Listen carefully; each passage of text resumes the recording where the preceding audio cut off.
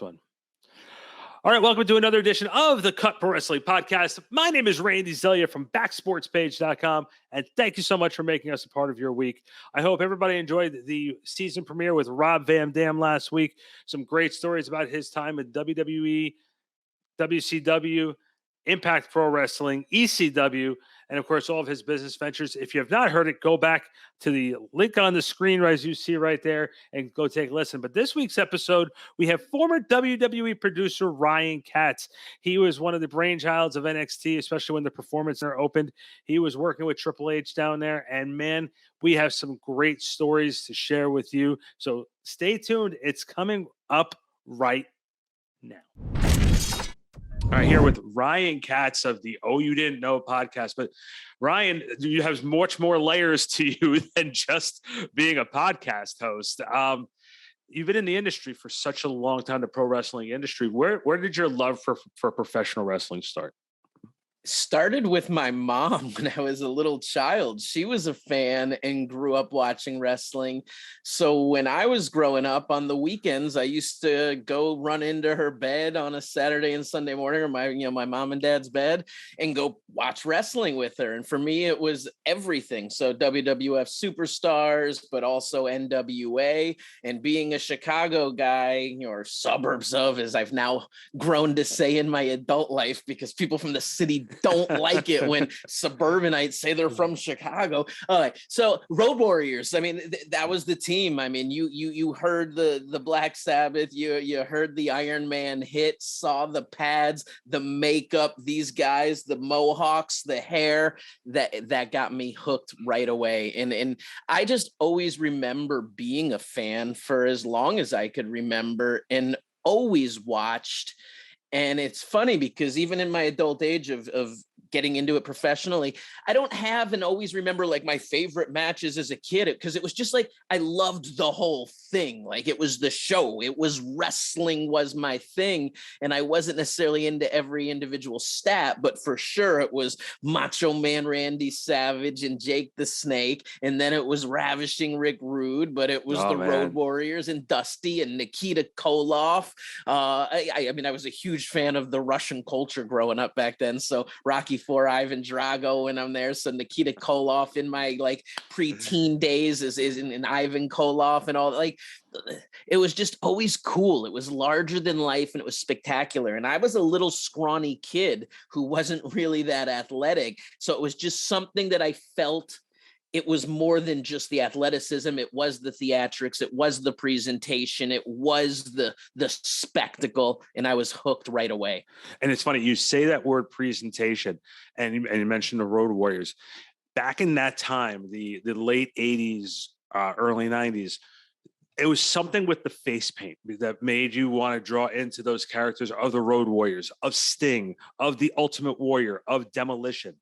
I felt like there was like almost like a draw to them because it was cartoon characters coming to life. Yeah, I remember even in high school, I would always my doodles would usually be like that style of pro wrestling makeup. If you probably went through all of my high school notes, you'll see all the little triangles under the eye like Hawk. You'll see the spider webs, because I thought the spider web in Tarantula on Animal was the coolest thing ever. The Sting style and Warrior style. I mean, I was always all about that. And even when I got into amateur wrestling and collegiate style, folk style, I always wanted to throw a little pro wrestling flair into that. And I remember my wrestling coach hated it. Like I remember painting the skull and crossbones on my knee pad, and I wore sparkle shoelaces and put on fake stupid temporary tattoos. And my coach is like, no, this is like a serious sport. Stop. Me and my friend Brian Paul, junior year, Stevenson High School, Lincolnshire, Illinois. I'm co-captain of the team. We're getting ready for our first meet. And one of our assistant coaches, who was like, who came in as like the side coach, had a military background, and he was this really cool guy. I think Ben was his name. I'm terrible with some memories. And he brought us this skull on a staff. So without my coach knowing, our first meet, we went out warm-ups and with the staff and like had like the chanting and like it was so theatrical in pro wrestling. And after the meet, we got reamed so bad from our coach. I mean, punish, discipline, laps, push-ups, etc. Like he wanted none of it. And we just thought it was the funniest thing in the world. I mean, I remember me and Brian used to come in doing Frankensteiners and Tiger Bombs, you know, just because we'd watch Scott Steiner every week and be like, they're amateurs, we're going to do it too. And he just hated it. The only thing he needed was pyro. I think if you would have had pyro with it, it would have been awesome. It would have been. You know, and it's funny too. I'm just going to go back to the Road Warriors for one more thing. You know, back at that time too, Demolition was in WWE, and there was always that comparison between Demolition and the Road Warriors, and whether it was Demolition was a Road Warrior ripoff. But wouldn't you agree with me? You being the wrestling novelist that you are, would you agree with me that the Powers of Pain were more of a Road Warrior ripoff than Demolition was? Yeah, 100%. That's what I was going to say is the Powers of Pain. You had the double mohawk, the single mohawk. Demolition, the similarity was they wore paint and leather, but it was a whole different style. And I was a huge Demolition fan and had the posters up. But as you're getting older and you realize Demolition were some S&M bondage dudes and the Road Warriors were some bikers that wanted to fight. Yeah. And the funny thing too is you look at it and you go look back at it now, you're sitting there saying, those outfits that Demolition is wearing are a little funky. But back then, when you're a kid, you're like, dude, those guys are badass. Now you look at them going, what's going on behind the scenes there? So I've never met them in all my time in the business. And in this past weekend, I was in Jacksonville at the River City Wrestling Con, and they were there at a table. And I got to be honest, I got a little shy and didn't go up and say, I admired from a distance and just know that I had their poster on my wall, like envious. You know, they were a part of my upbringing, but like, sometimes I'm just good sometimes on the distance and smiling and observing and just being like, yeah, I'm around this. Yeah. So sometimes it's good to still have that little piece of fandom in you. You know, of certain guys, you know, like, and I know everyone appreciates appreciation, but like, I just felt stupid being, because here's the deal. At the conventions, everyone wants to go make money and sign autographs, and they don't know me from anyone. And I'm not really a known personality, even though of what I've done in the business and all that. So to them, it would be like, this guy's just going to bother us, tell us how great we are, and then not buy anything. So I was like, I don't want to go up to them because I feel they're going to ask me to buy something. Like I took my kids to the big event in New York. It's a big autograph signing. They do it they do twice a year. And the kids were so excited to meet the Big Show. Yeah. And they also, my believe it or not, my 8-year-old loves Bret the Hitman Hart. Uh-huh. And Big Show and Bret Hart's tables were right next to each other. But obviously they were more excited to see Big Show because they're both kids, and Big Show has been more of a presence than Bret has been on TV. Yep. So we spent money to meet Bret and everything. They literally went to Bret's table first because they said Bret might leave. So we went to Bret's table first, and the kids were just like, okay, thanks. I'm like, this is your opportunity to ask questions. There's nobody at the table. They ran over to Big Show. I'm like, well, all right, well, I'm going to go fulfill my childhood moment here and talk with Bret. And, you know, like I've interviewed Bret before, but never had the opportunity to meet him. And I the first thing I said was, your match with Mr. Perfect at SummerSlam 91 changed my life. And I didn't even I didn't even think about what I said. It just came out of my mouth. And I was just like, okay. I said, I had my mark out moment. That was it. That was my fandom. Now I can go back to being professional and being here with my kids. So the kids got to go have a good time with Big Show because he just goofs around and has so much fun with people at meet and greets and all those situations. Paul looked at me. He goes, I love kids. He goes, I hate adults, but I love kids. and we say that now. In about 3 weeks, you're going to be hosting another podcast with him. He'll be joining the Conrad Network too. So, so when was the first time you actually got involved from the professional wrestling side? Was it in the ring? I know you've done a lot of announcing work and behind the scenes work, but talk about the in the ring. Have you ever had that opportunity to make that? Yeah. I love that part of my career. In 1999, I was hosting a radio show, Ringside with Ringside. I was calling myself Ringside Ryan Andrews at the time. I had just graduated from school, but the station let me stay on the platform for the year to get this going. In the process of doing this show, I was flipping through the entertainment newspaper in Denver, and there was an ad for some guys that were training professional wrestlers. So I invited them to come on the show, and we worked out a little bit. And this is the emergence of web technology, 1999. So I actually had a webcam on my little web show. I was a little high tech back then. And we worked out a bit where I was going to annoy them and they were going to beat me up on air.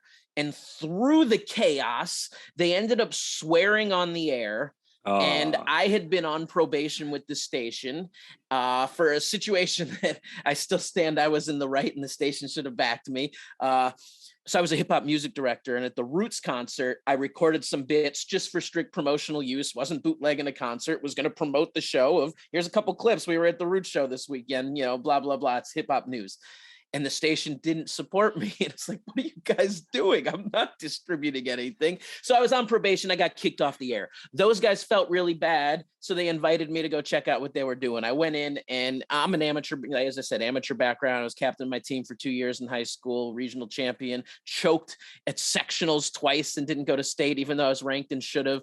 Do have 2 gold medals in international competition with the Maccabi games.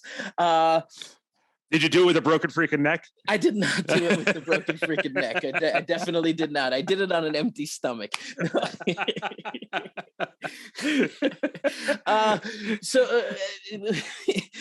They invited me to do this, and through what I was able to do through my skill set, they were like, we're just sending guys down to Steve Kern in Florida, because Steve Kern is who trained Bobby, one of those guys who I was doing stuff with. So they're like, why don't we just create something here locally together? And of course, I'm like, I'm looking for my gig out of school. Let's create it. Let's do this. I actually had no experience with independent professional wrestling at that point. And I do remember in high school when I'd see indie wrestling posters, even as a wrestling fan, I used to make fun of it, tease it, and just think it was Bush League bootleg. And who are these fake Road Warriors? Who are these fake, whoever it is on the poster? They just usually looked like fake versions of a lot of WWE superstars. I didn't give it any credit and didn't know how the business really worked. So Dan, Bobby, and myself went to an indie show in Denver. I think it was at the Lodo Music Hall. And this show drew maybe like 35 people. And the biggest high spot was a body slam or a suplex. And they advertised the steel cage match, which was just them leaning one piece of steel caging across the ring. And some masked wrestler went in there, and after like the first move, puked in his mask. And like, it was and I was like, well, I'm pretty sure we can do better than this. And we ended up creating a school that they were really, good at, putting together. And then also a company, the CWO Central Wrestling Organization. And with my journalism PR style background from school, like, we turned it into something pretty cool, and we got coverage everywhere. Denver Post, Rocky Mountain News, the ABC, NBC, CBS, and Fox TV affiliates all did stories on us. I did a roundtable discussion on the PBS channel as a young promoter in the area. We were on the radio stations. We were winning the newspaper awards as best place to go on a weekend and see a fight, like just the goofy like entertainment paper awards. And our smallest show was 371 people. Our largest show was about 1,500 people, and we really didn't use name talent. Like, the large show did use Jake the Snake on that one. Occasionally we brought a Piper in once. I thought that was right after actually I left the company. But generally it was homegrown, storyline driven, ECW influence, not in terms of extreme like blood and guts, but just that high paced, high action, high flying style. And we were trying to create something cool, but the company got as really big as it was going to get. And I felt like my partner was focusing a lot more time on getting people into the school and putting them on a show as fast as they can at that point, which tends to happen at most wrestling schools. And I know a lot of wrestling schools even get a bad rap. And when you read how to find your wrestling school, it talks about the guys who rip you off. I think most schools start with good intentions. And then what happens is those first 2 classes are usually incredible. And then business and life comes in, and third, fourth slows down, gets smaller. And now you, for business sake, got to start making decisions that you wouldn't have done in the beginning. And it's not a lack of integrity per se, but it's a survival. It's survival. It's survival. And it changes that. So I felt he was worried about, taking people's money at that point a little bit, and also just getting his girlfriend signed to WWF at the time. So I knew my time was kind of numbered and it was out for me, and I tried to figure things out. So I went to the West Coast and ended up with XPW. And that was after a pursuit with UPW, who was the developmental for West Coast developmental for WWF at the time, WWE at the time. And I tried pursuing OVW. I didn't get any interest from them, but UPW and XPW both wanted to meet me. I didn't really love my UPW meeting experience. I felt they wanted me to work all production in the behind the scenes sides, and maybe I'd do some on-air managing kind of stuff there, but they wanted me to work pretty much 40 hours a week, intern style, for nothing. And that wasn't necessarily where I was ready to go, especially relocating my life to LA. XPW didn't really have the greatest experience on that first meeting either, to be honest. I had a brief encounter, and they told us come check out their show out in San Bernardino, which was a couple hours out that weekend at the Metal Fest. They were doing a music festival and wrestling there, and they invited me there. I went with a friend that I was staying with, and we drove a couple hours, and they didn't have my tickets at the door. And I'm just like, well, this is bad. And I actually had a group, and no one wanted to spend the money for like the whole festival ticket or something like that. So I ended up leaving, and I'm like, this is a terrible experience. But if you know anything about XPW, terrible experience is what XPW is all about. It was the Renegades, the bad boys, they were the give the middle finger to the industry, and everyone who comes up to them kind of company. I mean, even their fan base pretty much. So it wasn't going to work out. A couple of months go by. I'm home in Colorado at the time, and I'm actually on vacation with my parents, and I'm on a chairlift, and I'm in this contemplation that I'm probably at this point in my life, 1.5 years into the biz, going to give it up. I did it, done it, and time to go figure out what my life's going to become and move into the real world, and talking about moving back home with my parents and figuring things out. A buddy calls me on the chairlift. I take the call, and he's like, dude, why don't we just go to XPW? And I'm just like, all right, let's just do it.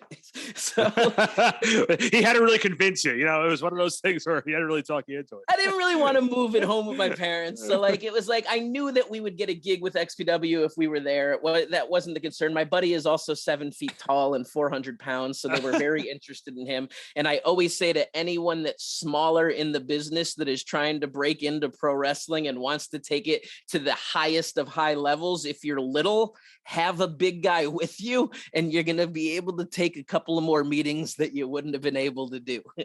So we took the drive, and we went out there, and the way XPW worked was they'd pay you to wrestle, of course, and it was a very big independent at the time, but obviously you couldn't make a full-time living doing it.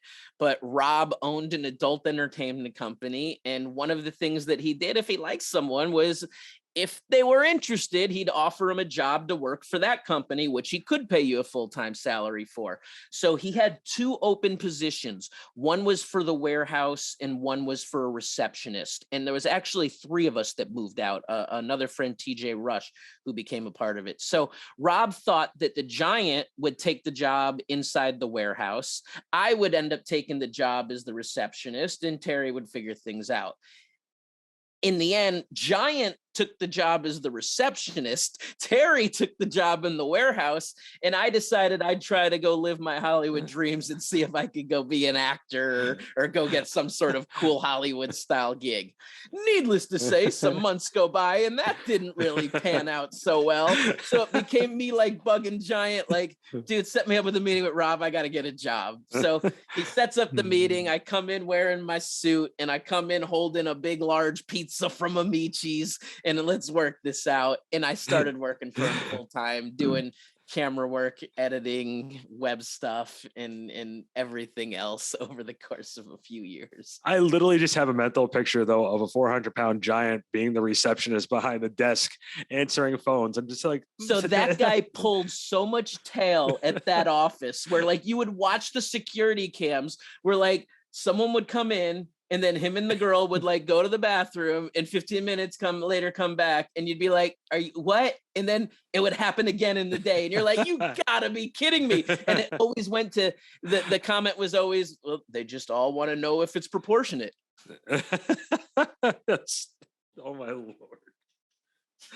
You can't. The thing is, though, you're gonna be the type of person they're gonna end up making a movie about your life, because it's like the most improbable thing after another improbable thing after another improbable thing. There's a lot of that in my life. I sit and I go, like, I jumped up on stage at a Wu-Tang Clan concert in Amsterdam once and ended up rapping. So, like, I've had a lot of those moments in my life. Like, I feel like I want to get Andy Katz on the phone to put the cast to your story and have Will Ferrell play you, because because that's like where I feel like this is going. So fun fact, as you say that, at the Performance Center once, me and Steve Carino used to take some time, like on our spare time, and fake cast a Performance Center like drama show. And like in the casting, it was actually Steve Zahn was chosen as my counterpart. Carino was played by was it Jimmy Kimmel, I believe, and like Robbie Brookside by William Dafoe. I mean, the list, it was incredible because we had like the pictures and the side by sides of everyone. It was so much fun. And Carino, knowing Carino like I do, because he's one of the world's biggest baseball fan. Yes. You know, and Steve's sense of humor is second to none. We've been bugging Steve to get him on our show at some point, and he's like, just gotta go through WWE. I'm like, oh. Yep. Steve, Steve is like one of those guys where he would play like if he was like, he should be in the Expendables. I always looked at Steve like he should be like one of those guys in the Expendables who like doesn't get the credit in the credits. He's like that guy who says, "What are you going to do?" and then like blows up in the building beforehand. Like that's how I always looked at Steve's role. Steve is such a good guy. He actually officiated my wedding. Really? Yeah. That's awesome.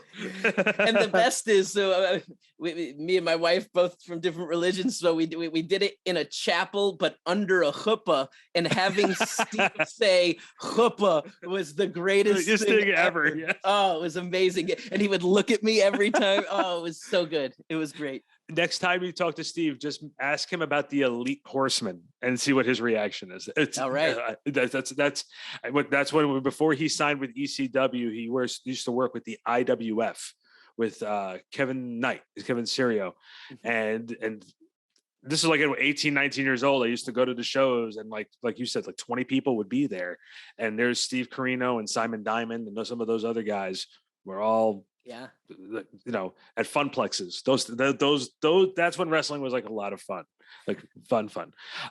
So after XPW, can you explain the lead up to working with WWE? We get so sidetracked. That's why. No, this is great. So the end of XPW is amazing because I end up, me and my crew, me and Chaos, and then my girlfriend at the time, ended up leaving XPW because we kind of knew the end was near, and Rob was going through some stuff, and they was kind of having some business issues. I felt potential bankruptcy was in the air, and we end up leaving. The week after we leave, gets raided by the feds, and like the company goes down. Rob ends up, in the end, Rob and his wife end up serving a year in federal prison for obscenity related charges, which I'll always sit and say and defend him. Actually, the same charges, same prosecuting attorney, same county as Tommy Chong. And essentially, they both got hit for sending something through the U.S. postal system. Tommy being a bong, Rob being a pornography DVD. But in both situations, they're considered obscenity in that sense. So served his time. But I got out the week before that happened. And again, here's the funny thing in my life. Sitting on the chairlift becomes something significant all the time because I was on the chairlift again in Snowmass, Colorado, when I got the call that the feds came in and raided, Extreme. And like my name was showing up in a lot of things, and it was like, oh, stop, keep my name out of this. Like I got nothing to do with any of this. I'm just a good kid from the suburbs that lived a crazy life and had to enjoy the experiences that were presented in front of me. I think the only thing that would have made that funnier was if you would have worked for the adult company and you would have had like an alias name, and that's the name, and they would have been chasing that guy around. So wait a second. So it's funny as you say that. So I always used to joke that the federal board probably did, because I did. So everyone in my tenure of California, which is about 12 years, I moved in 2000 I moved in 2000, moved out in 2013. So, but I had a year in Nashville in the middle. Everyone only called me Smiley. Like my business cards were Smiley, were a yellow smiley face, and it just said Ryan at imsmiley.com, but it actually said Smiley and nothing else. It was just that Ryan was in the email address.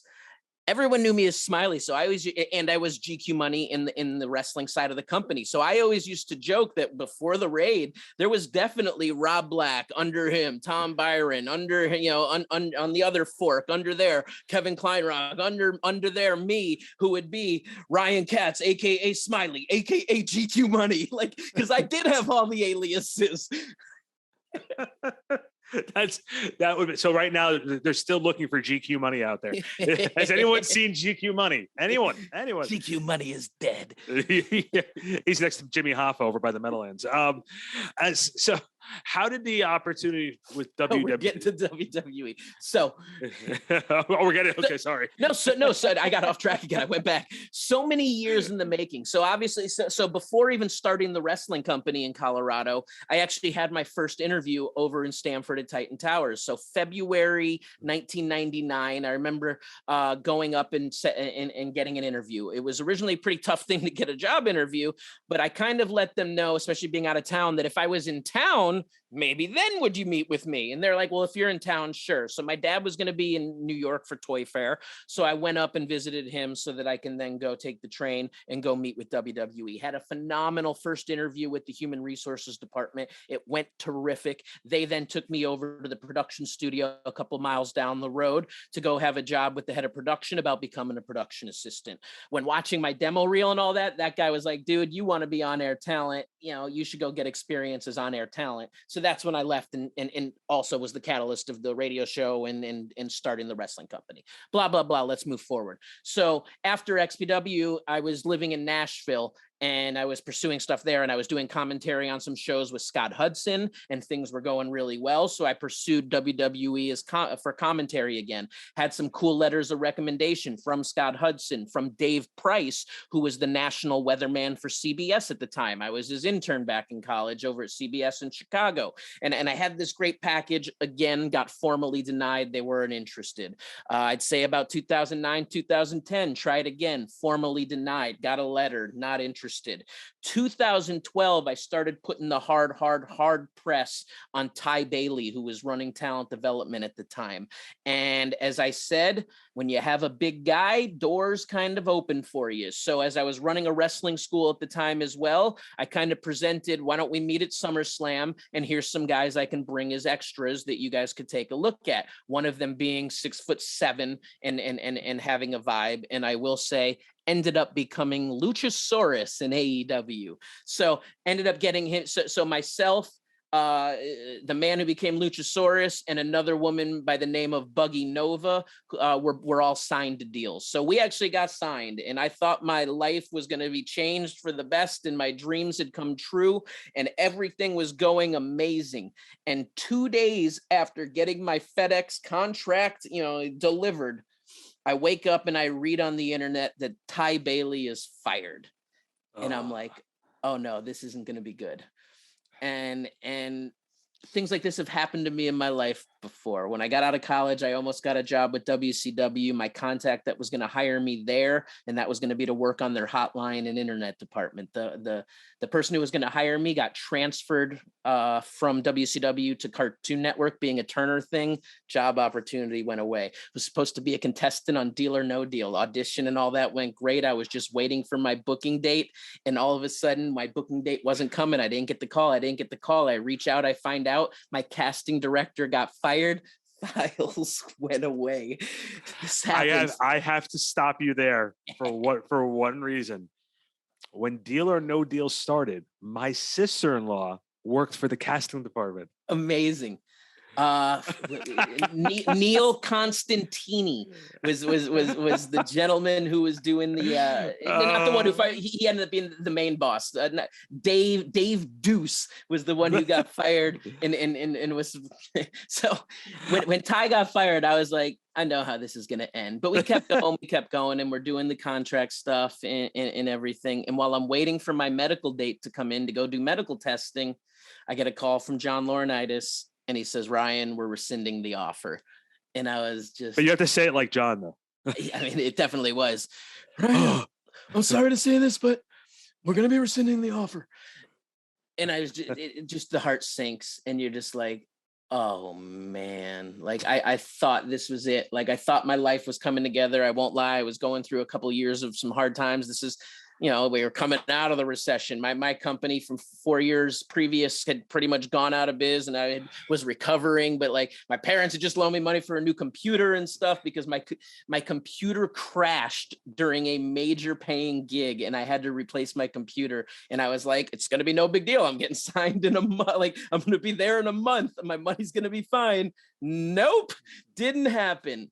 9 months later, so let's just say I'm resilient and I'm persistent and I'm determined, and I knew that that's where I was meant to be. So from the day that happened, or the next day, I was back to work, and I created a new character, and I created a new website, and started making new videos, and started trying to develop another personality to hopefully show them, hey, I'm an undeniable presence and you guys will hire me. So I kept doing stuff, and then Canyon Seaman takes over for the job. So now he's my new target on the emails, and I'd say every few weeks I'm sending him a new package. And I know for people who tend to send stuff, be persistent. Don't feel like you're being too annoying and you're sending too much. Like, here's the deal. You don't got the gig. So if you're too annoying and they don't listen to you and then they don't write you back, you still don't have the gig. But if you're too annoying and they finally say, hey, stop annoying me, what do you got? Well, now you got the doors open. So like, be persistent. Communication is open there. So at least they're saying, hey, stop writing. Okay, well, at least you're getting some acknowledgement, not just radio absolutely silence. But also know that every time that you hit them up, don't hit them up with the same information. Like, show growth, show progress, show body of work. So every month, essentially, or whatever it was, I would send Canyon something new. And it was, hey, I'm promoting this show at the Key Club in Hollywood. Hey, I'm actually opening up for this legendary rapper over in Hollywood. Hey, I'm actually in this viral video that just did 500,000 views in a week on YouTube. Hey, I'm putting together all these things to where now all of a sudden his mind's going, this guy's versatile. This guy's got a skill set that goes beyond just wrestling and talking and being a manager. They essentially got rid of and rescinded my deal because they didn't want to pay a full-time salary to a manager when they were in the transition of changing their training system. So at this point, I'm showing that I have more value, and I'm showing him my computer skills. So also, I was producing a weekly web series for my wrestling school called Fight Night at the Pit. And I'll be honest, the main reason I did it was just to prepare myself for WWE. So what we would do would be Wednesday nights, we would shoot 1 or 2 matches at the Pit. And then I would pull the all-nighter Wednesday night, post-produce it with graphics, packages, the whole 9, so that it would be up in the morning as a show. And it would be like, well, here's my thing that I know I can turn stuff around super fast. And I did that for 13 weeks straight to make sure that I was in that mindset of, let's get the work done. I'm here to go. And I would send Canyon these things, and he would see this. And all of a sudden, throughout all the emails, I'm at my sponsor. So I was sponsored by Headblade. It's a razor company. And I'm at their warehouse picking up some product. And Jack, who's one of the workers, says to me, my boy's got the job. And my timelines are probably mixed between all these emails I'm sending. But here's the contact with Canyon. I don't think I am, actually. Jack's like, my buddy's got the job. My buddy just got hired by WWE. Who's your buddy? Canyon Seaman. Oh, I know Canyon Seaman. He's the guy who's kind of responsible for me not getting hired anymore because they changed the program.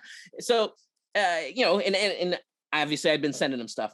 So Jack takes a picture of me and sends it to Canyon on text right there, and is like, oh, blah, blah, blah, blah, blah, blah. And Canyon's like, tell him I know exactly who he is. I'm in the process of working for something. Give me 3 months, and I'll be in touch with you about something. And that's when they hit me up to start coming in to do the job they ended up getting hired for. So he hits me up a few months later, and he asked me to come in and do a 1-month gig. No, I take that back. We first did a tryout camp. So they had a tryout camp in Los Angeles. So I came in and I shot that. And in the process of also shooting it, they also let me cut a promo during the promo session. And I'll always remember that, like, I finished my promo and Mark Henry was in the back, and Mark Henry just claps and goes, sign that guy right now. And like it was just like that. I mean, I killed it. And everyone was very inviting to me. And I felt like I wasn't necessarily there as a tryout. I was there as a trial, but like, everyone welcomed me in really quickly, and DeMott welcomed me in really quickly, and Norman Smiley, and it was just a really cool atmosphere that I didn't feel like everyone else that was trying out. So then it led to a 1-month gig of a diva search. And once again, I think my timelines are slightly off on all this because the years blend, but like it's all the same. So we did the diva search, 30 days. And this was the camp that actually Natalie, Eva Marie came out of, and JoJo came out of, and then Lana as well. So that was 30 days in Los Angeles of awesome training, and created these awesome videos. And it was an unaired diva search, but it was this cool thing that was essentially setting up for Total Divas, because that's what led to the casting of the 2 contestants on that show of JoJo and Eva Marie starting that. So all these things were going well. And then Canyon brought me with them to the Arnold Classic to go do some stuff there. And then eventually the formal job offer came when the Performance Center was formally, announced, and it was in the works. And they brought me in 1 month before the grand opening to kind of oversee and manage the end of construction and final details. And then like the month later, everyone moved from Tampa and came back up. So I was the first official employee of the WWE Performance Center. Okay, so there's 2 things I want to take away with here. So first off, you're responsible for Eva Marie. So you and I have a bone to pick later. Now it's funny how that goes, because man, if we were to ever pull out the footage from that tryout, you'd see athleticism, you'd see personality. And I think there was a molding and a sculpting of an image that was, whether it's her, whether it's WWE, whether it was them together, it's what was created. But like the dark-haired, no hair dye, just athletic soccer player that came to try out is definitely a different woman than what you see presented on TV. Now, I'll tell you, when you see her in the back, I mean, she's such a joyful, happy, positive person. The character is not what you see. What you see. Well, so yeah, I was about to say. So, like you say, presentation is everything, and kudos to her, because she's had some personal demons that she fought through. So I joke when I say, so you're the one responsible. Yeah. But she battled. She was a heat magnet. Oh yeah. Oh my Lord, was she a heat magnet? Like, if you're from a fan perspective, and this again, you've been doing this a lot longer than you've probably forgotten more about this industry than I'll ever know. And I always looked at her and I said, man, there's something about the way it's presented. And sometimes when someone's presented in a way, like it's like almost like way Cena and Roman was sort of pushed down people's throats. You have to, sometimes it becomes a little too much, and the revolt comes from it. Hey, there you are. I didn't even realize that my camera wasn't on. I just saw the line through the thing. It was, I'm so sorry. And I wasn't going to say anything. It was just you should have. I'm sitting there and I'm like, wait, this is why I'm not seeing myself. No, it was fine. Sorry, I didn't mean to cut you off. And so, like, you know what I mean? Like, you get that moment where you sometimes, as a fan, you're just like, man, like, it's like Vince always said, they want, or Triple H would say, they want something else, but what do you want? I don't know. But so we're going to keep giving you this. We're going to try and make this work. Eventually, now they got it right with Roman. And obviously with John, I think John had to go away for a little while and come back for everyone to appreciate what he was able to do. With Eva, I think what it was they saw this model, because that's how she was presented, was Here was this model, like you said, athletic soccer player, who they looked at her as, well, she didn't really pay her dues in the business. She looks good and she was on Total Divas. And that's what it was. Like, people respect Natalya so much because she's part, her family was in the business and she worked through it. Nothing bad about Eva Marie, like, especially now that she's on doing other things. It rubbed people like me the wrong way. And again, who am I? I'm a nobody. Right. And that's where everyone doesn't know the full. I mean, she wasn't put in the position to better her skill set. She was put in the position to be out there in an eye candy style role. That was her job. And that's what they wanted her to do. Because I will say, she worked her tail off. She put in time, like when she was able to. She would try and train when she could at the Performance Center, but like, they didn't want her there.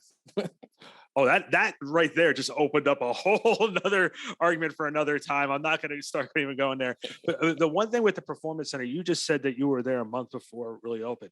For some of us who have never, like, obviously we've seen footage on TV, but you don't see the full what it brings, and what, if you're a talent going in there, what it is. Can you explain the different aspects of the performance centers so people can really understand what it is? Yeah, it's a university of professional wrestling training. So it kind of is equipped with everything you need, especially when it first opened up. So it's evolved and changed. And now that NXT tapings take place from there, some of the facilities and some of the capabilities have been reduced. But, now that I'm gone, I'm not sure how that's even changed again.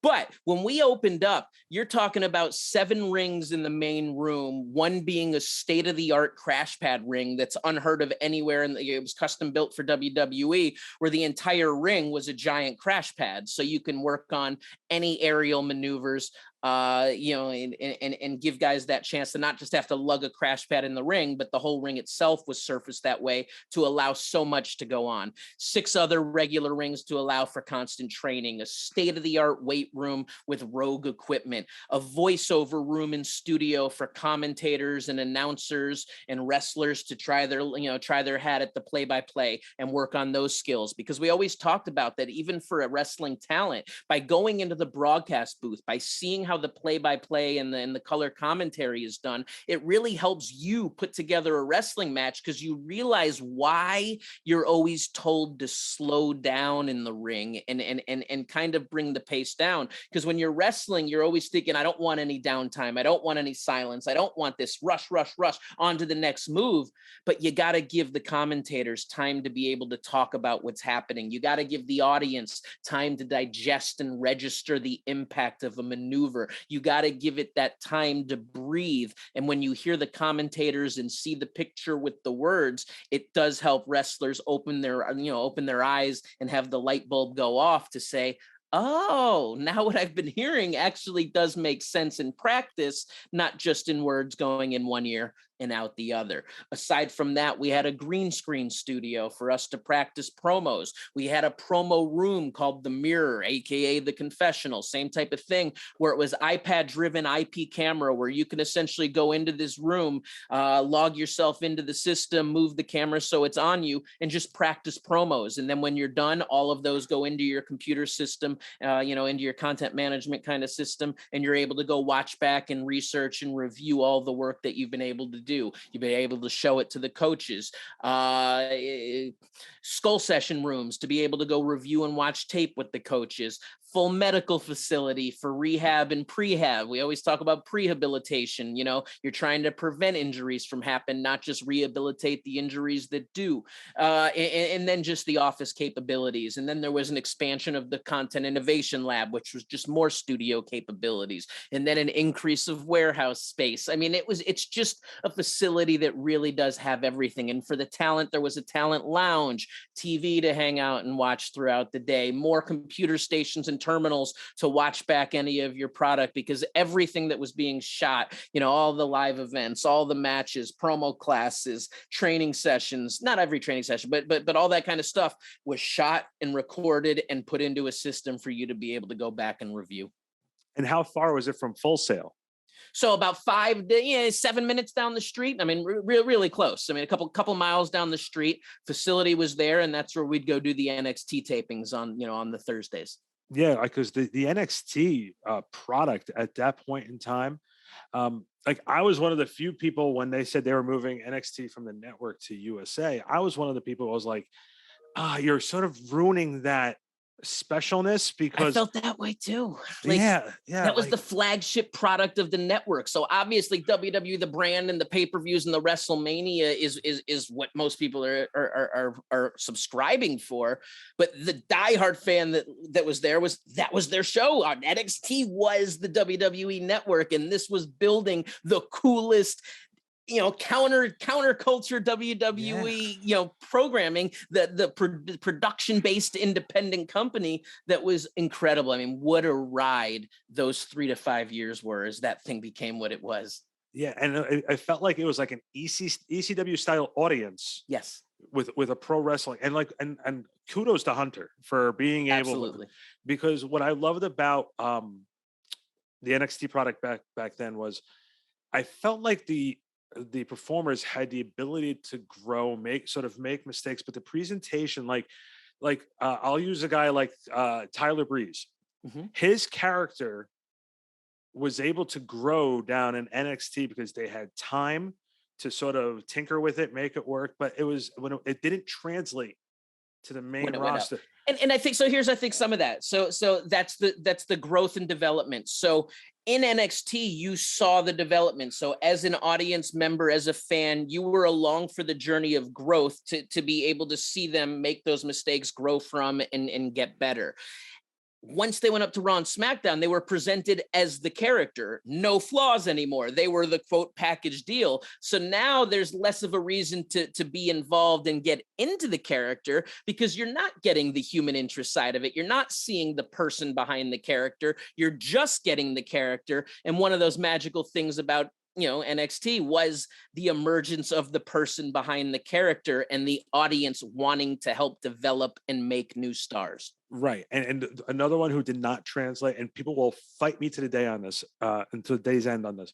But Bayley, her story in NXT was much more inspirational than I felt like if you're a WWE fan, when the NXT performers come up, you almost, if you're not following what they're doing down in NXT, you're missing part of the story. So I think I can get away with saying it. Like, when you don't have a lot of women on the writing team, it's tough to write a endearing, motivational role model style story for a young woman that relates to young girls. Like, it's just not like NXT was a little more, it's smaller, more hands-on, more moldable. Triple H has daughters of his own. Like there's a little bit more of a personal connection right there, that when you go to the big monstrous machine and there's multiple teams of writers and it's a bigger team of writers, I just don't know that they can, have the capability to relate to a lot of the characters that they were given.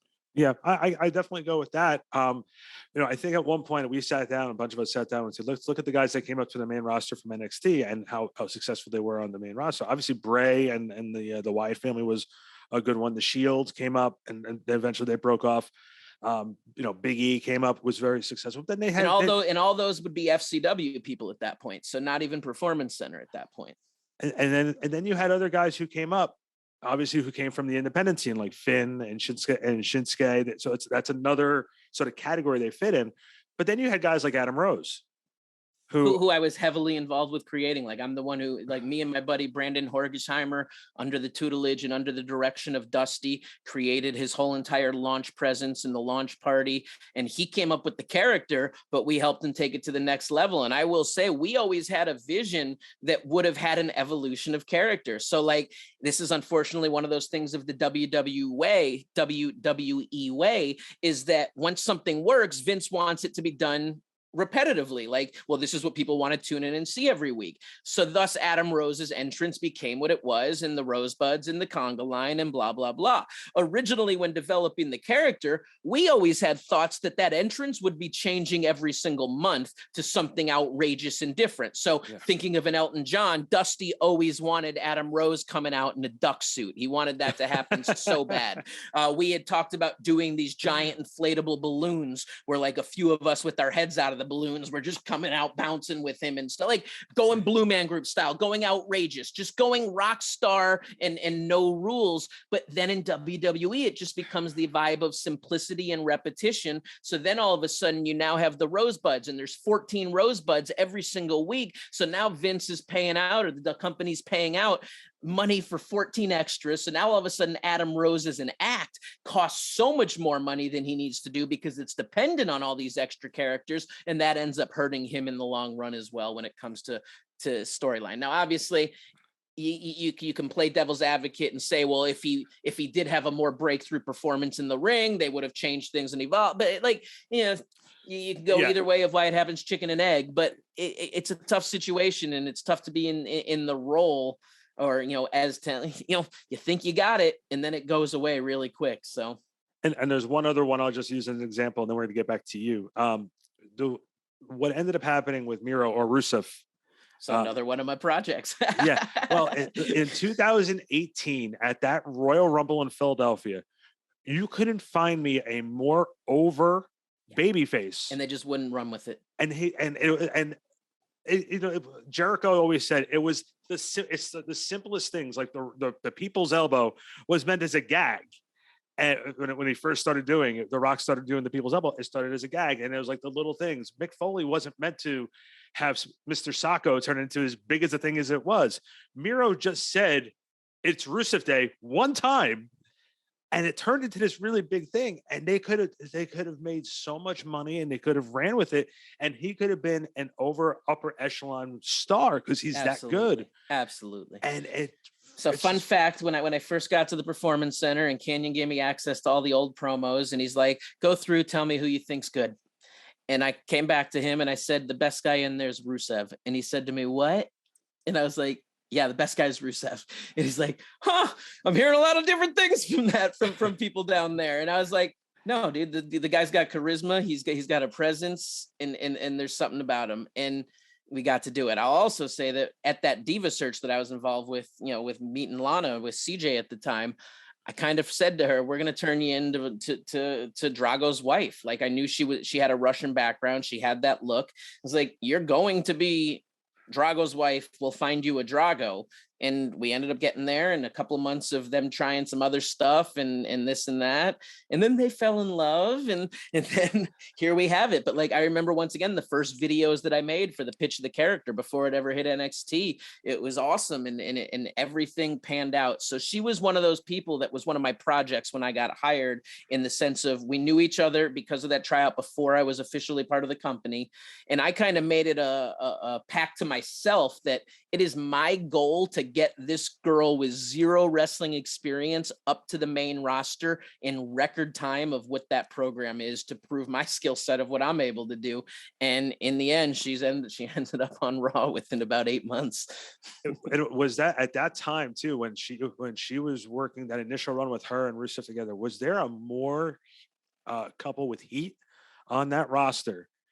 Besides just, I guess, whoever was at that point, who was the main antagonist, Rusev and Lana were right there. They were right there. Lana's an incredible performer. I mean, she really is. And once again, everyone can have opinions of people giving this and that. She works her tail off and commits herself with 100%. Everything she does, she deserves every bit of success she gets, and I wish her more in the future. And the same with Rusev or Miro at this point, because he's the man. Like, Rusev's awesome. He's one of the best there is. He'll be one of my favorites forever. The moment of him and her coming out on the tank at WrestleMania brought a tear to my eye when I was sitting there in the crowd. I mean, I'm just sitting there going, this is my Rocky IV dream storyline playing out in front of me. Now, I wasn't the writer of the story, but like, all of the influence of what we put together came to light on the grandest stage, and I couldn't have been more proud. And it's just awesome to see continued success for Miro. So what was it like for you, though, working behind the scenes in the Performance Center and, working with this? Incredible. Yeah. I'm saying being able to help direct, and they always say the best producers are able to get something out of the performers. And for you, when you were able to see, not just Rusev in this situation, but seeing other talent succeeding with the influence that you put out there, how did that make you feel? I mean, incredible. So once again, it's always those moments. So when Perfect 10, Ty Dillinger made it to SmackDown, it happened to be at an Orlando show. So I was up in a skybox watching that match. And once again, the tears come to your eye when, like, we made it happen. Like, this guy was almost going to be fired at one point, and he put in the work, and we sat there in a room and we came up with bits and ideas and shot videos. And we were at a live event, and I saw a ladder in the background, and I was like, let's drape this ladder and make it a platform for you to come up with, like, and things happened, and then they worked, and then they go, and you can't help but feel the rush. The greatest thing about that job is working with incredible people and seeing them get to live their dreams come true. Now, the worst part of that job is being someone who wants to have their own dreams, and as a creative person wants to perform themselves, doesn't get to necessarily have their own dreams come true. But the other side is, like, it's incredibly fulfilling and amazing and motivating and spiritual, dare I say, to be able to go see that success happen. I mean, I'm always going to have the emotion. Creed brothers winning the tag team titles a couple of weeks ago on NXT. I mean, I don't have we're not on the phone left and right since I'm gone from the company, but to be able to send them that text with the congratulations, we knew you were going to be there, and this is only the first step, because those guys are special as well. and just wanting to know that so many special people do slip through the cracks and end up not having some success there, that it's just incredible when the people make it happen for themselves. And yeah, you feel pride and you feel joy and you live vicariously through them, and it just makes you want to work harder to make it happen. So in my situation now, just makes me hungrier to make some new stuff happen for myself too, because like success is out there and it's available and you just got to work for it.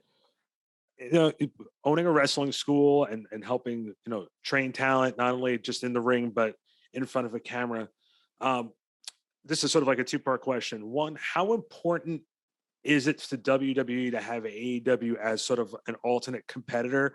And do you feel that AEW sort of needs to have that train, not like a performance center, but needs to be able to sort of develop new guys, new talent, so it helps their longevity? Because sometimes it's great to see, oh, this guy just came over from here and he's going over there. There's flashbacks to WCW and everything like that. But WCW's biggest problem was they never produced new talent. Yep. So how important is it for a company that's competing against the WWE, which was your home for a little while, not only have the impact that they're having, but also to put not just familiar faces, but new faces out there? I think it's incredibly important, and it's one of those missing pieces of the puzzle, because obviously they've got a beautiful puzzle to be presented, but I think there are still a few pieces that, Curious George may have swallowed one of those, and we may have an incomplete puzzle right now, because they aren't focusing on that, what I'll say, lower level character development. And I think to them, putting matches on Dark and on Dark Elevation and on those other programming is what it is for them, of developing the younger talent and getting them the reps. But once again, to really connect with an audience, to really make an impact, it's not about the moves you do in the ring. It's not about the match you have. It's about the person you are. And if you can make a connection to the audience, and you do that through intriguing, interesting, dramatic, suspenseful storylines. So I think we need to see an increased focus in AEW on promo development, character development, story development on the lower card guys. Because at the top, you actually are seeing those changes being made. I mean, looking at Dynamite the last couple of weeks, I'm starting to see more produced promos. You're getting the backstage interviews, but you're also getting the little bit more produced style as well. So I think that's a good step in the right direction. I would love to say, with the emergence of Ring of Honor and if Ring of Honor does become a development style program or developmental style program for AEW, man, I would love to say that's where I know in this wrestling industry I make the best fit there is motivating young talent to be the best they can be and exceed the potential that they think they have, and be even more than that. Because I come from a style of motivation and positivity and encouragement and creativity and outside the box thinking that says everything is possible and can work, instead of looking at it from the perspective of, no, that's not going to work. That's not going to work. Because I think there is so much negativity in our business. I always talk about, from the sake of you finish a match, you could finish the best match of your career, walk through the curtain, and you're going to hear 20 different things that you did wrong or could have done better. And that's cool. And when people want to pursue to be the best they can be, that's important stuff to look at. And when you're researching the tape a month later or a week later or whatever, yes, how do I make myself even better than I was? There's something I can do. There's a time and a place for that critique and criticism. You're coming off of a high and coming back, backstage with a rush. There's no need to be bombarded with what you could have and should have done. Like it breaks down your confidence and makes you doubt what you did in the first place. So now the next time you go out to perform, there's a doubt that, well, maybe I'm going to be wrong about this time. When what we need to do is increase the confidence of our performers so they go out there and perform and they believe in what they're doing and they believe in themselves, because if they believe in themselves, they can make the audience believe in them too. And when the audience believes in them, they feel it and they take themselves on this ride of emotion, and they take themselves on the journey and disconnect from the real world and enjoy the fantasy and entertainment that professional wrestling provides. And on a similar, it's hard to piggyback off that. But to also follow up with that, though, you said it was good that they have AEW Dark and AEW Elevation. would it make a difference if one of those shows was on national TV? So I think the shows would kind of have to change and be taken a different route. And I think the way the company's going right now, at least what you hear, and once again, I'm an outsider looking in. So all the criticism I would say of everyone who's an outsider and makes their comments of how WWE should have run their business, I'm in the same boat right now. But like, it seems Tony wants to kind of run and control everything, which is cool. He's the company owner and taking the risk. That's his prerogative to do.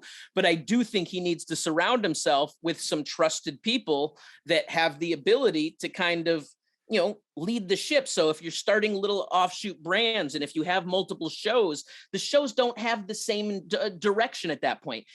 Dynamite and Rampage will be different than Dark and Elevation. So don't produce it the same way. You're not trying to produce 4 shows of the same content, just giving them more matches. As I said, you don't need just more matches. I mean, you go to indie wrestling shows and there's 13 matches on the card. You're like, enough. I'll take 7 and some story. Like, let's get into it. So to me, as long as there's a team in place to help and kind of go outside the box, like they got some cool wrestling, but let's be honest, there's some critiques and criticisms that can go down that they need to clean some things up. Now I could sit and play devil's advocate again and go say they don't really have to clean things up because their fan base loves what they're giving them. But if they want to grow and increase the fan base, they have to do that, and they got to make some changes. Yeah, and like I do like some of the things that they did. I know before Cody left, he really established their community department and began going out there. And I know John Huber's wife Amanda is taking that over now, and that's her job. My wife always used to joke that she wished that AEW submitted themselves or applied into the plane pull, the Special Olympics plane pull that NXT is a part of every year. She was like, how great would that be on a TV sitcom style story if all of a sudden the AEW team comes up to the Special Olympics plane pull, and now it's AEW versus WWE with Special Olympics in the midst of it. Like, who's the good guy? Who's the bad guy? Who become? Oh, I mean, it writes itself as a very special episode. Event. Well, but the thing is though, but that's also a major. What you just said there was like also a major difference compared to 2 companies, and you work for the WWE, is the community outreach that WWE does is second to none. Nobody does it. I mean, they're a monster machine. So it's important to them, and they have the resources to make it happen. And not saying that Tony doesn't do it, but I think the only difference between the 2 is not that AEW doesn't take part of it. They're just not flaunting it on TV as much as which might be actually a very good thing for them to do, because it sort of humanizes the program a little bit instead of it just being the rabid wrestling fan. I believe Stephanie's public term was philanthropic marketing or something like that. Yeah, the corporate words. I don't understand corporate words. Me and you were in the same boat. We're guys who just like to develop things. We don't want to hear corporate stuff. So talk to me about when you left WWE and taking us to sort of joining Conrad's family, because the Conrad empire has sort of, the Podfather has created something special. Like I think Conrad is now up to, I think he is personally on shows once a day on his own network. I think he's between Flair, between Foley, Bruce and Eric, and I know I'm probably leaving somebody out.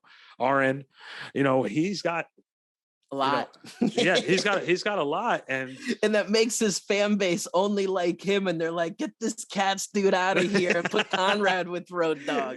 But not only that, but people forget this is not even his full-time job. No, he's real successful at what he does. Yeah, it's pretty scary. It is. So how did you end up getting? I want a piece of that success. No, honestly, it was Road Dogg, man. Road Dogg called me up and he said, "Hey, man, I've been talking to Conrad about podcasting. I'm wondering if you'd be interested." And me and Road Dogg have worked together for a lot of years, and especially this last year, we worked side by side at the Performance Center, doing a lot of this character development and stuff. And he called me and he said, "Would you be my co-host?" And I said, "Yeah."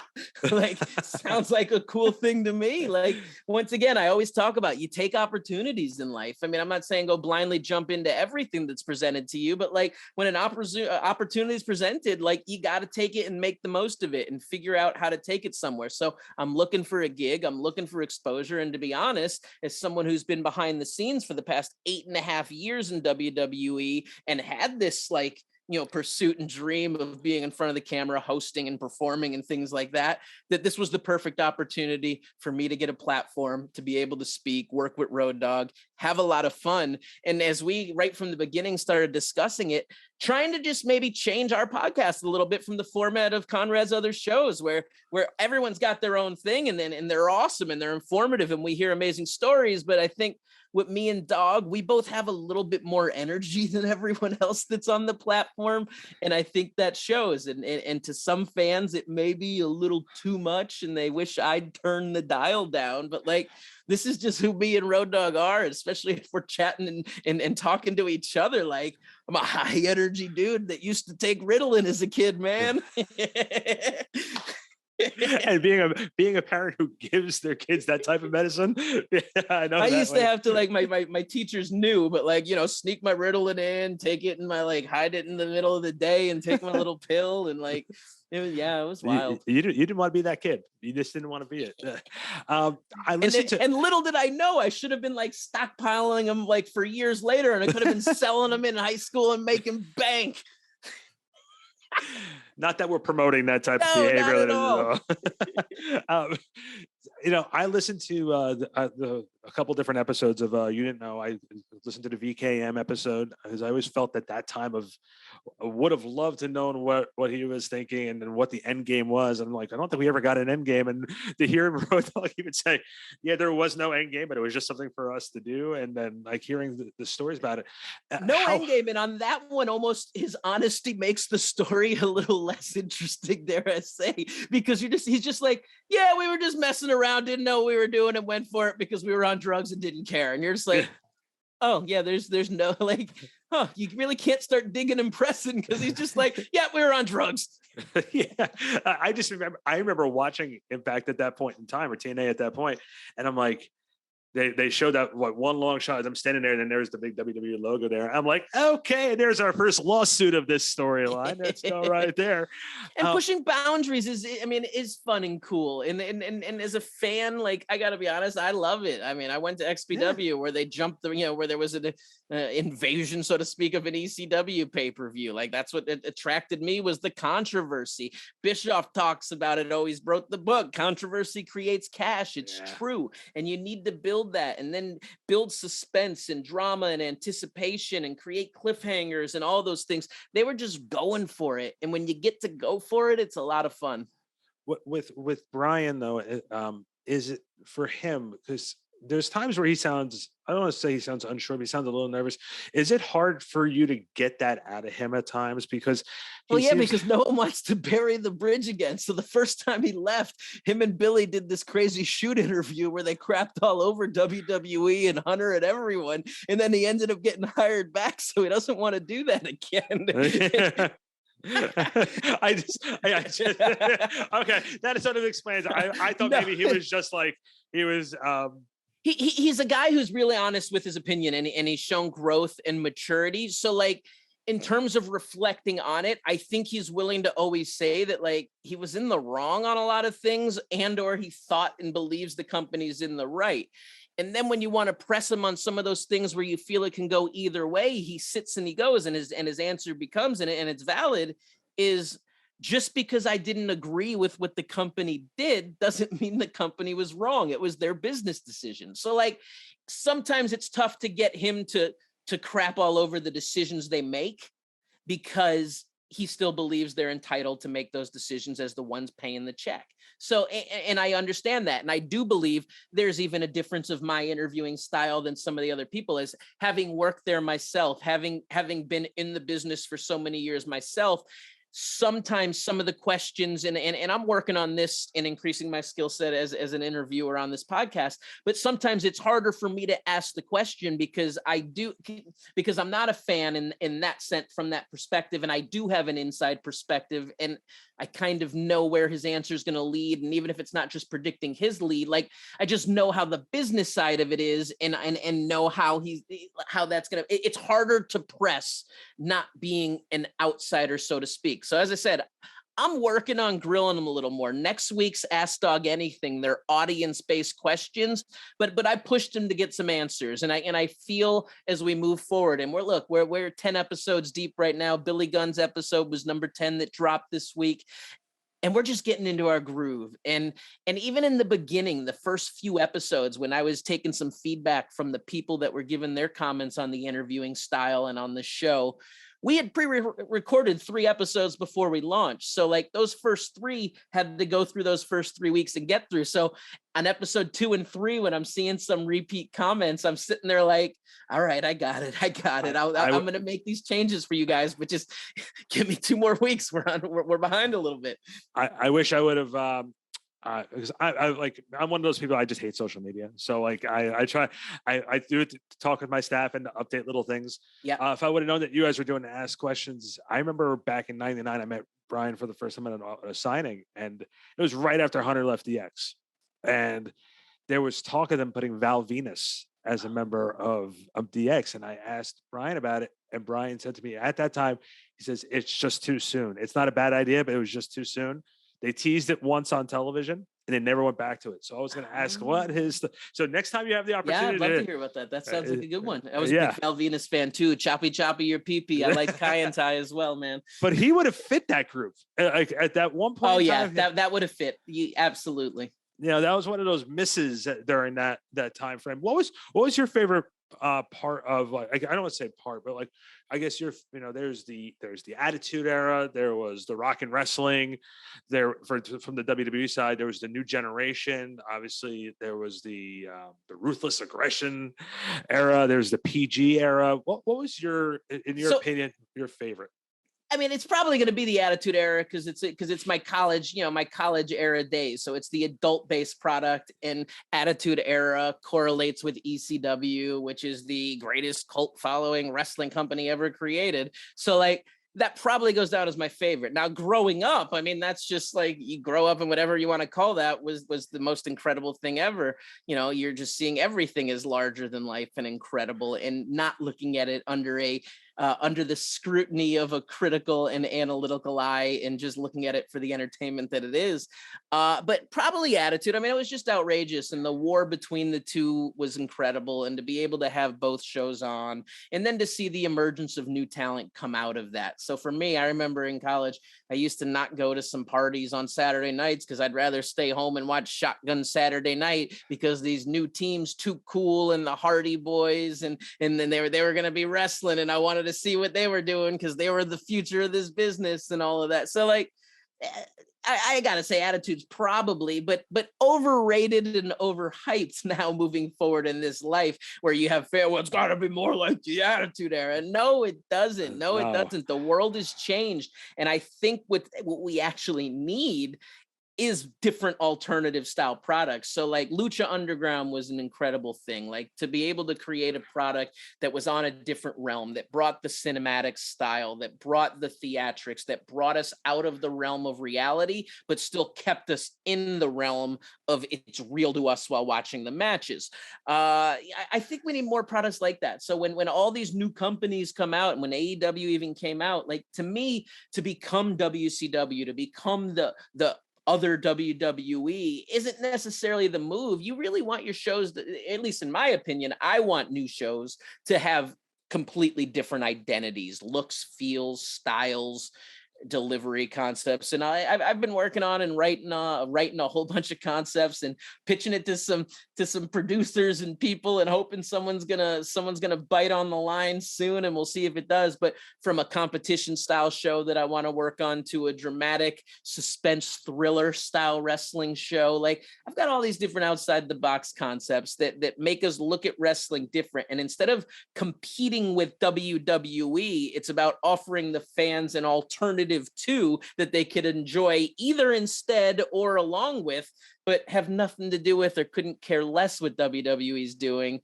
Like I'm trying to create my own style of entertainment at that point.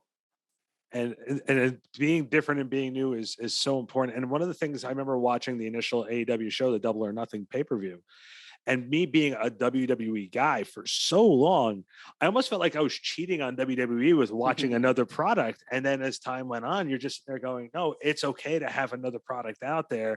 Yeah, and And audiences and fans yeah. need to be a little bit less divisive. And did I say that right? It doesn't sound right to be coming out of my mouth. It need to be like let's come together as fans, and like we're trying to build an industry. Here's the deal for everyone, for the performers, for the promotions, for the sponsors, for everyone. The more people get into it, involved with it, and enjoy it, the better everyone is. And we have all these wars and all these fighting and all this separation and these fans against these fans. Stop, because as performers and everyone that works together, these are all our friends, and we all want everyone to be successful. And if you don't like what one of the shows is doing, don't watch it. But there's no need to complain about it.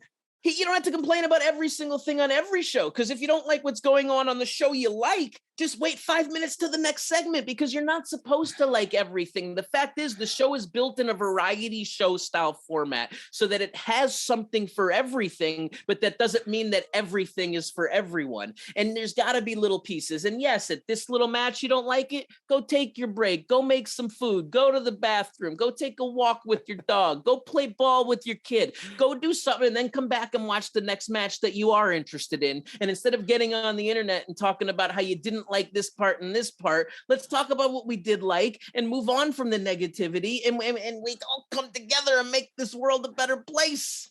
Well, it was very interesting. I had Vince Russo on with me back in September, and one of the things that he and I talked about was I asked him it was a fair question, and that you've been in the inner workings of that WWE machine. I asked Vince, I said, when you left for WCW with Ed Ferreira, do you think that's when Vince decided to make this a writing team where you need to have all these different writers? Because at the time it was just like Vince, and it was McMahon, it was Russo, it was Ed Ferreira. It was like a very, very small group of guys who were coming up with the ideas to put the program together. And I asked Russo, and he said, yeah, I think because he didn't want only have to rely on two people, and if they got up and left, then who do he has? That's it. I mean, it comes down to a perspective of putting value behind anyone and then having that valuable person leave your company. So now his job and his intent is to make the brand WWE be the value. The superstars are parts of it, but he's trying to make it that, yeah, there's a flagship guy who's leading the charge, but they're still interchangeable. And no matter what, if your top guy goes down, WWE, the brand, stays strong is the intent. So a lot of that comes down to credit. I mean, there's a reason they don't give credits on WWE programming. They don't want anyone to feel like they are bigger than the product itself. And I think that's what ended up happening with Russo at that point. He felt I mean, those guys went and scored $1 million deals for the competition as writers. Like, it changed the game completely. And what you just said was actually what happened on screen when Austin went down. Okay, well, Austin was our flagship guy. He's the golden goose. He just went down with an injury. He could be gone for a year. Rock, Hunter, Taker, all those other guys stepped up, and they did a great job. Ryan, it's funny, we said 15 to 20 minutes and we've been going for I knew in that. I mean, I talk a lot. My answer. No, it's great. Like this is this type of stuff I love to do. I love, and I gave you 25 minutes without a camera. Like. Yeah, that's what you actually meant. We'll do 25 minutes without the camera, then the rest of the time we'll keep it on. So let's do some plugs. Let's let everybody know where they can find you on social media. Yeah, you could get me on Twitter at I am Smiley. That's also where my Facebook is. But we switched the name over on Instagram to Ryan is Smiley, and that correlates to my website as well, ryanissmiley.com, which keeps you up to date and posted with everything, has links to merch, the shows, and all of those types of things. Also, let me throw one more website because I'll repeat them all, because plugging and shilling's what I love to do. That's the GQ Money background in me. Here we go. HowToBeAProWrestler.com. It's where I sell my ebook. It's a quick read and resource guide for anyone who's looking to break forth and break into the industry. I was inspired by Paul Bearer. When I broke into the biz, there was an advertisement in Pro Wrestling Illustrated magazine for this pamphlet style book, The Inside Secrets of How You Could Be a Part of Pro Wrestling. So I feel I was inspired by that. I wanted to modernize it for the current era. It's got a directory of wrestling schools, talks about a resource of how you should prepare yourself to go to to a wrestling school, what you need to do to stand out as a performer, how you can not be taken advantage of as you're getting into the business. And as I said, quick read and resource guide. It's a quick, easy download. It's inexpensive, only $5. Download it now, howtobeaprowrestler.com. Ryan, thank you so much. This was a lot of fun. And don't forget to check out Oh You Didn't Know on all podcast platforms. And then tell people about it, share it, spread it. I need to get to #1 because I have a very I like good foods, and good foods are expensive. so that has got to eat. So I think what we should do is you and I should co-produce this out here in Jersey, the Jersey, New York area here. My mom's from Short Hills. Okay, that's for me. That's 25 minutes away from here. But I think we need to do another live show of Oh You Didn't Know out here, since it's right in the shadows of New York City. The Get Dog out here, out into Montclair over at the Wellmont. You guys can fill up 5,000 people. Boom. Let's do that. Let's do it. Let's make it a reality. I'm in. Like I said, opportunities get presented. Let's make it happen. All right, hold on one second. All right, that was Ryan Katz. Lots to unpack there. Man, I love to talk with him. We joked around saying that interview was going to be about 20 minutes long, and it turned out to be as long as it did. It was great. We probably could have gone a whole bunch more. He and I go back and forth with a bunch of different questions and answers about what it's like being behind the scenes with WWE. So informative, so great, such a great guy, Ryan Katz. Check out his podcast, The Oh You Didn't Know, with Road Dogg Jesse James, breaking down his time with WWE and Impact Wrestling. A great listen as well on the Conrad Thompson Wrestling Podcast Network. Check that out. Again, you guys see the link on the screen. Follow the show, linktree.ee/PW